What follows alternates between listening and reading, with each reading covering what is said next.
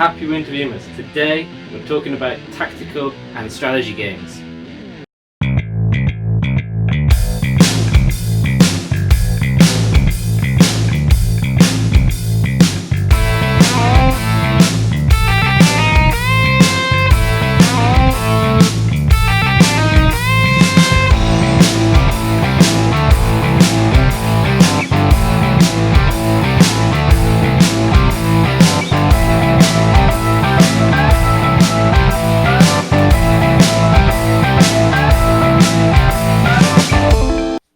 I cannot believe that we're on to day 4 of Winter Een Mas.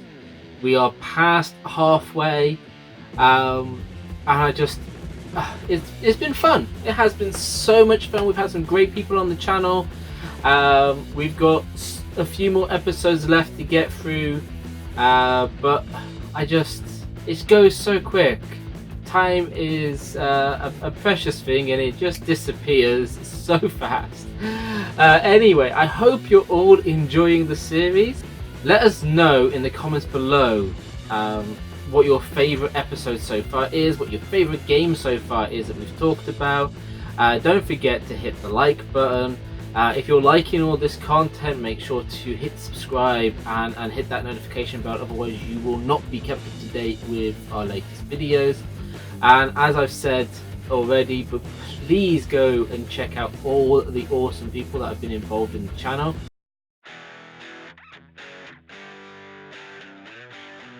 So you got Sega Head, who pops out some brilliant pieces from game reviews to his Let's Plays and his current vlog series. So go check him out. You got Button Bashers, they are pumping out so many top 5s, it's crazy. You gotta go and check that out. I hope at some point they do their top 5 of their top 5s, because that'll be a great video. We have Joe, his animation is just brilliant, and his Let's Plays, everything on the channel there, that's so colourful. So go check him out. Frosty is forever dropping games I've never heard of, and I just love it, and it's so much fun to hear his reactions, to see his cartoon self pop up from time to time. Go check him out. And then Chronik Spartan. Chronik has some brilliant series. You've got his YouTuber Versus series. We've got his game history series, where he's got YouTubers coming on talking about their history in gaming. They're just all brilliant. They're such a unique feature to the YouTube gaming area. So go check out all these great creators. I've been rambling on for a bit, but before we get over to our lovely people for this episode, I just want to also shout out to some other great content creators. There were a few that were going to be involved in the series, but due to various issues they've had to drop out. So we have Queen Zonya, who at the moment is dealing with the volcano issues, so she's not actively online pumping out videos because, well, there's ash everywhere and it's pretty hard to deal with, so please just go and give her some love. We've got Do You Know, the mom and pop of YouTube. They're just beautiful, great people. You gotta go check them out if you want to see the convention that they're going to. If you want to see their unboxings, they're just wonderful people to sit and watch for hours. Honestly, go check them out. We've got Jackie Stowe, a brilliant French YouTuber. His Let's Plays are always entertaining. At the moment he's been working through Sekiro, but he's also been doing his own Nuzlocke Pokemon challenge. Those are some pieces that you really want to sit down and just watch. And then we have Ken Tantino. At the moment he is in the process of sorting out his new home.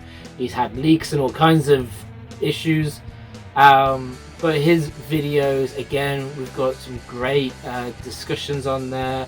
He has a bunch of brilliant little sketches before some of the episodes and during them.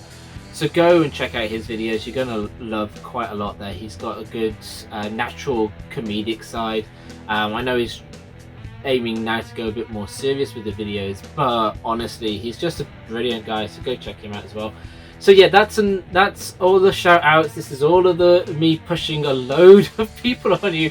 Like, how many content creators have I just rambled on about, honestly? But they're all great people. Just think how long these episodes would have been if we had all of them in it. It probably would have been too much.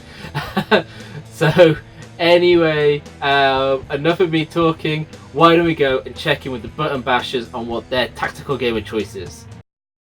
So, the next genre is strategy. For me, strategy games aren't a big draw. I don't play them that often. But there's one strategy game that I used to absolutely adore, and that is Command & Conquer Red Alert. So I used to play this on the PC.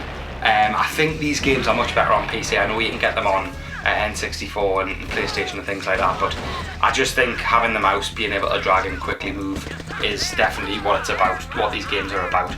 So Command & Conquer Red Alert, it was the Soviets against the Allies, and you had to basically build a little army as quickly as you could and fight each other. That is as simple as it is. But there's some characters in it that were really good. So you used to get this really hot little spy woman called Tanya, and she was literally mental. But you'd send her in, she'd like sneak in and like blow things up. She should sneak into a building and blow it up like in one. Like, so really tactical in terms of sending people in. And you had your little ore trucks that used to mine the ore and get your money up so you could build. So basically, the more trucks you had, the quicker you could build. You get your town and your city, your barracks and things like that built up quicker to fight other people. It was really strategical, and there was some tough battles in it as well. If you knew what you're doing, though, you could find your way around it. And really good game. I think the gameplay value, the replay value on that one was quite good. So yeah, Command & Conquer Red Alert for strategy. Mission failed. Thank you, Jamie. Command & Conquer Red Alert was a brilliant game. I completely support this choice. It would probably be Tiberian Sun that I would have picked if I was going for a non-indie title. But you know, Command & Conquer, Dawn of War for the 40k series, the Total War games, War of the Ring, all brilliant forms of this style of game, and I absolutely agree they must be played on a PC. It is truly the best experience. Having the mouse, having the keyboard, it's just the right place to play it. Now, okay, some of the consoles did get mouse peripherals, and that was just as good an experience, but you did get frame rate reduction for those, and some tweaks that they had to do to fit on the memory sizes that obviously PC didn't have at the time. So still, you get the true experience on the PC. So yeah, thank you for that. So why don't we go and check in with Frosty? Tactical strategy, I would not be able to give you guys any of that because I don't play any of those games, period. Oh no, Frosty, how could you have not played any tactical games? That's a shocker to me, and I bet hands down there is a tactical game out there that you will like. May it be the Warriors series or the Total War games. I reckon there's one out there and you just haven't had that opportunity to play it. But that's such a shame. Still though, great guy. Go check him out. Go check out his channel. Tactical games are so good. Growing up, for me, played a lot of Command & Conquer. That was a big one. It's fairly... it was a game that I actually played a bit with my brother. We would work together on planning tactics and all of that in the games. But anyway, why don't we go and check in with Sega Head on what their tactical game choice is. So there we are for that. Next one, tactical strategy. Oh, that's just so fucking easy. Valkyria Chronicles. Valkyria Chronicles, yeah, I can't even say it. If you haven't played Valkyria fucking Chronicles, why? What's wrong with you? Do you not own a fucking console? Do you not own a PS4? A Switch? Or a PS3? Or an egg box? I don't know, I don't dabble in that side of the console world. But Valkyria Chronicles it's got beautiful graphics, awesome, incredibly atmospheric music, And the strategy in the game, honestly, I've never played anything like it. The closest I could think of is maybe years ago when we had Shining Force.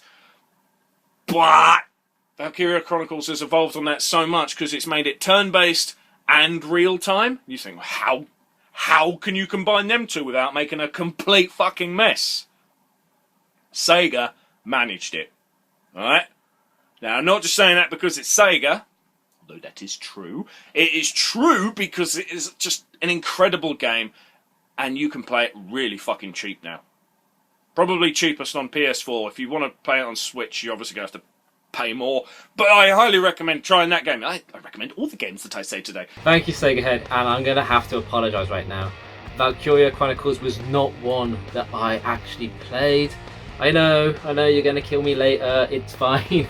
Send whichever assassin you need. I've actually been thinking about picking this game up on the Switch.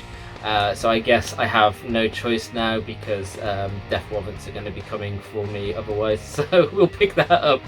Okay, we'll pick it up.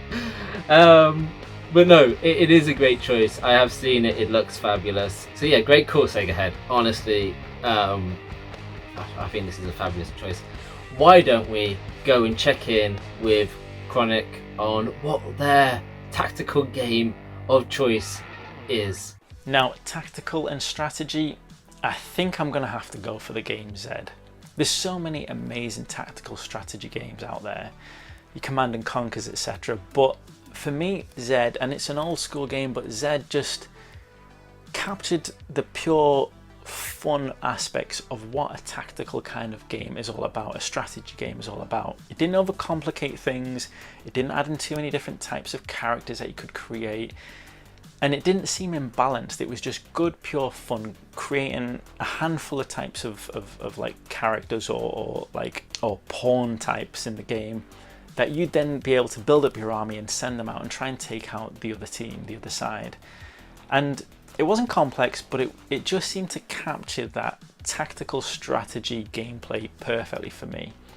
So I've got to go with Zed. Zed for me has just completely captured exactly what it is to be a strategy game in a simple form that manages to take that simplicity, but in each one of its simple gameplay aspects all together makes for a very complex and enjoyable game. It's kind of up to the player really, I think, how deep or complex they want to get with Zed. So for me it was just that perfect kind of introduction to the world of tactical and strategy games.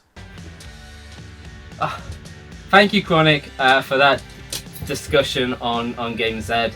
I've never actually heard of this game, let alone checked it out. So that's another new one to my list. This whole series keeps just giving some new games for us all to play.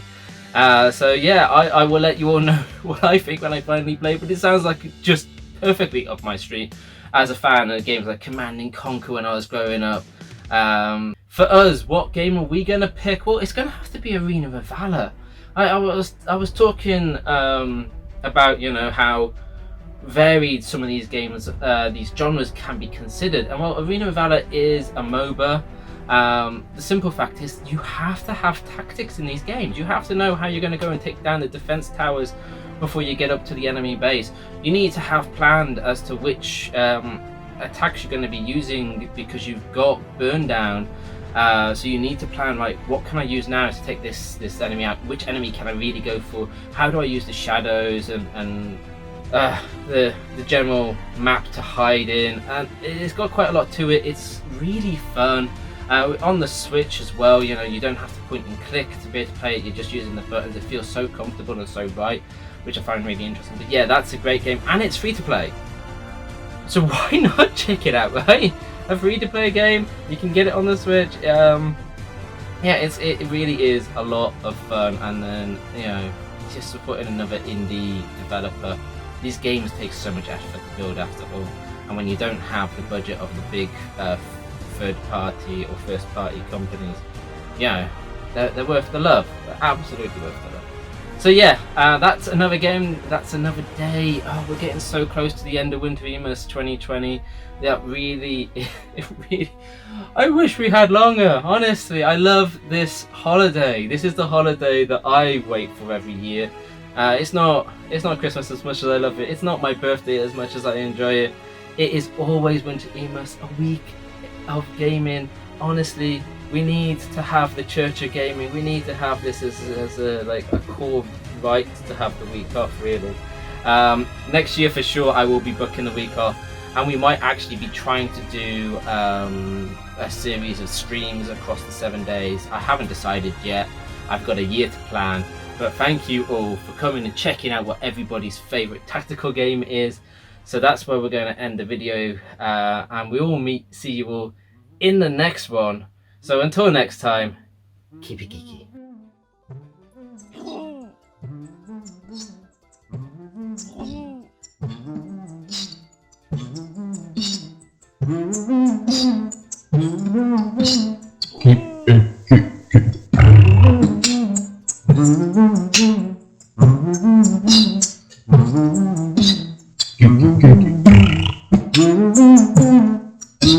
Keep